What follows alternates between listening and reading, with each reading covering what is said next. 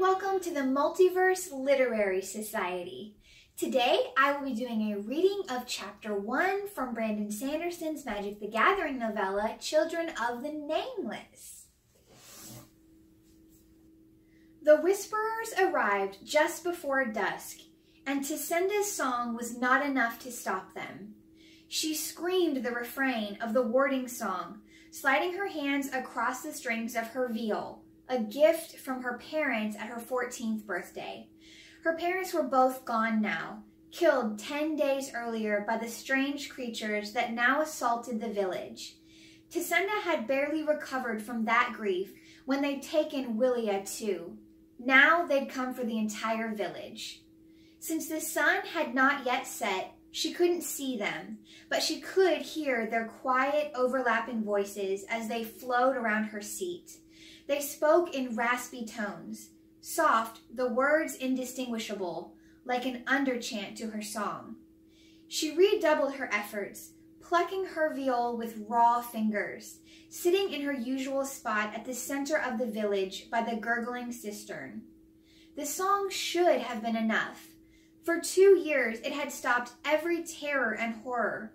The Whisperers, however, sounded indifferent as they flowed around Tisenda, and soon human screams of terror rose as a horrible chorus around her. Tisenda tried to sing louder, but her voice was growing hoarse. She coughed at her next breath. She gasped, trembled, struggling to something cold brushed her.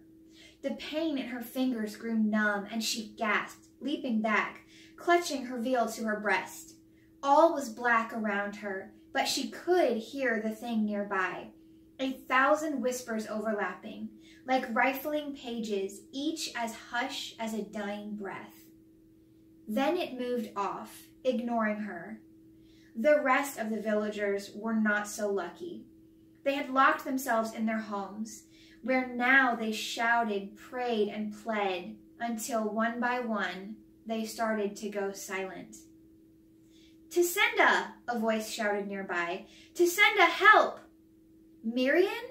Tisenda's voice came out as a ragged croak.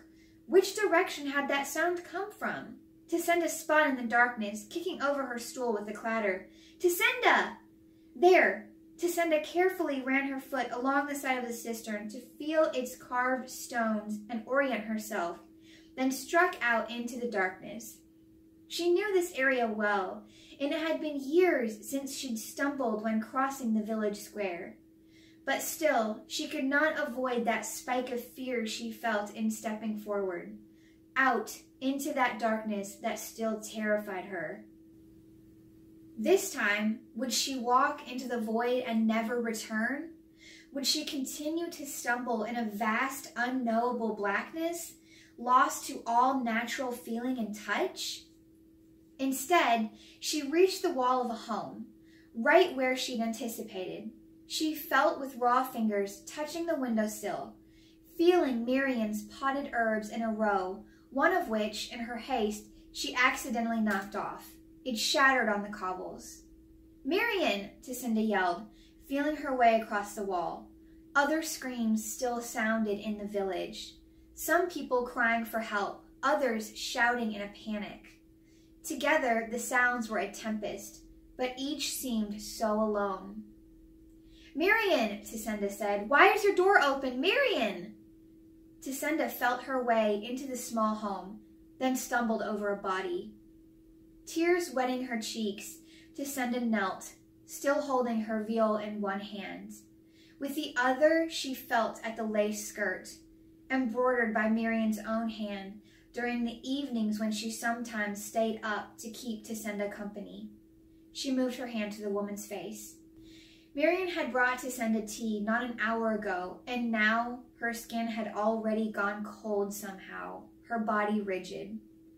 Tisenda dropped her viol and pushed away, slamming back against the wall, knocking something over. The fallen item cracked as it hit the ground, an almost musical sound.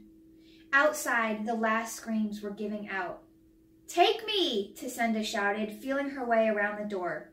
She scraped her arm on a sharp corner, tearing her skirt, bloodying her forearm. "Take me, like you did my family!" She stumbled out into the main square again, and as more of the shouting and panic trailed off, she picked out a quieter voice, a child's voice. "Aaron," she shouted, "is that you?" "No, Bog, hear my prayer, please." "Aaron!" Tisenda followed the small, panicked screaming to another building. The door was locked, but that didn't seem to stop the whisperers. They were spirits or geists of some sort. Tisenda felt her way to the window, where she heard a small hand pounding on the glass. "Aaron!" Tisenda said, resting her own palm against the glass. A coldness brushed past her. "Tisenda!" the little boy screamed, voice muffled. "Please, it's coming!" She drew in breath and tried, through her sobs, to force out a song. But the warding song wasn't working. Maybe something else. Simple days of warming sun, she began, trying her old song, the joyful one she'd sung at her sister and the people of the village when she'd been a child. And the light that calms and will not run. She found the words dying on her lips. How could she sing about a warm sun she could no longer see? How could she try to calm, to bring joy when people were dying all around her? That song, she no longer remembered that song. Aaron's crying stopped as a muted thump sounded inside the building. Outside, the final screams died off, and the village grew silent. Tisenda shrank back from the window, and then, behind her, she heard footsteps. Footsteps. The whisperers made no such sound. She spun toward the footsteps and heard the rustling cloth of someone nearby watching her. "I hear you," Tisenda screamed at the unseen figure. "Man of the manor, I hear your footsteps." She heard breathing. The sounds, even, of the whisperers faded away. But whoever was there watching remained still. "Take me," Tisenda screamed at the second darkness. "Be done with it." The footsteps instead retreated. A cold, lonely breeze blew through the village. Tisenda felt the last rays of sunlight give out, the air chilling. As night fell, Tisenda's vision returned.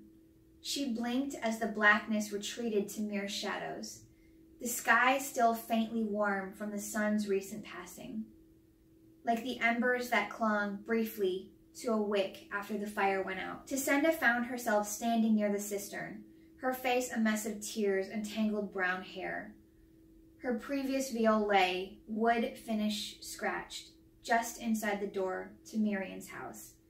The village was silent, empty, save for Tisenda and corpses. Thanks so much for watching.